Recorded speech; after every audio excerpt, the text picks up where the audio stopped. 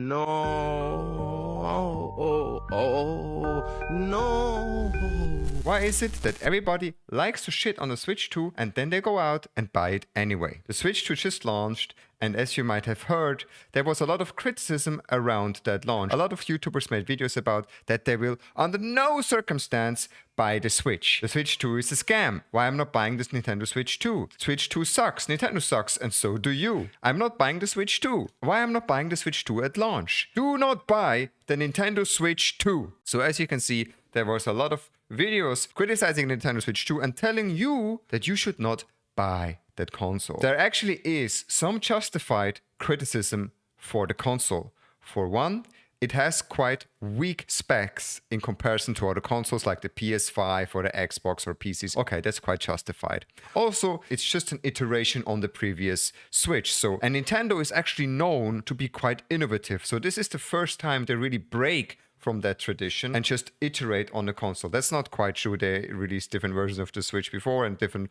versions of the Wii 2. But in general, if they release a new console, and this is released a new console, they usually innovate. And this is one of the things that I personally also find charming. And if you criticize this, yes, I can stand behind it. I totally get it. And the third point that most people were criticizing was the pricing. So first of all, the Switch 2 itself was too expensive, and that specifically the games that are launched with the Switch are too expensive. But that's actually it. And these are valid criticisms, don't get me wrong.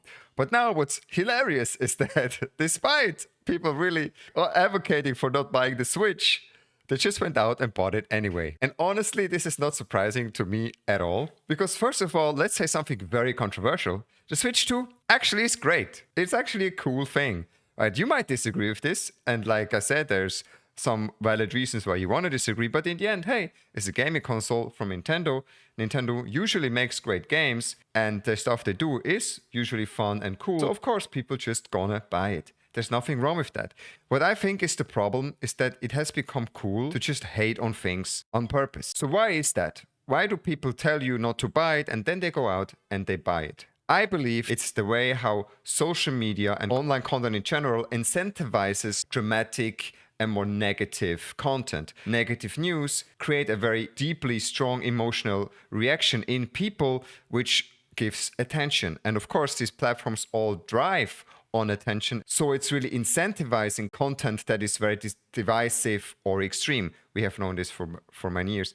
And product launches or game launches are no exception to this. It's just more profitable to make content that is actually hating on something. It's just gonna get more clicks, more views, which will lead to more ad revenue. This is unfortunately the reality we live in. So a lot of people, maybe consciously or subconsciously, they're just in that loop. So they have to generate content. And if you've done this long enough, you know what kind of works. So you will have to come out with these opinions, which will actually get you clicks and will get you money. So, and like I said again, I think there's valid criticism. And you can actually do both. I don't think that it's something that should be split. You don't have to be the ultra fanboy and say, yes, oh my God, give it to me. I need it. It's the best thing of all time. No, it's fine. It's okay to go out there and say, okay, these are the things that I don't like, but these are the things that I really like. That's why I want to buy it. But balanced opinions, again, are not well received. So it will not get you clicks. So you don't have to make the decision. You don't have to go out and tell people like, oh shit, yeah, just buy that.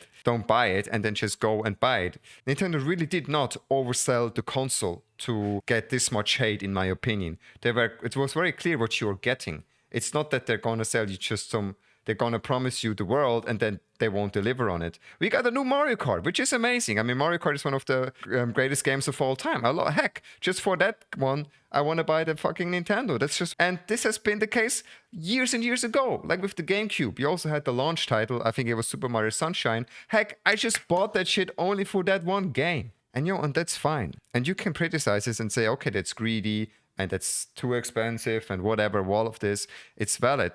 But in the end, it's just a great console. And people are going to buy it and have fun and going to play that.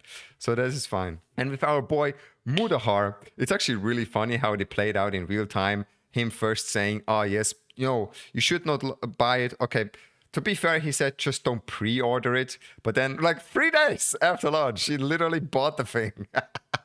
But to be fair, for his defense, he came out and he apologized about that situation. So props to him. But it's still really funny because it really highlights this, right? The people are in this content machine. They have to produce negative content, which gets clicks. But then in the end, it's a new toy. It's a new shiny toy that everybody wants, and you go out and just buy it. And there's no shame in that. So if you like that console, just buy it, bro. Don't be influenced about reviews. So hey, that's all for it today. Thank you very much for watching. See you next one. Peace.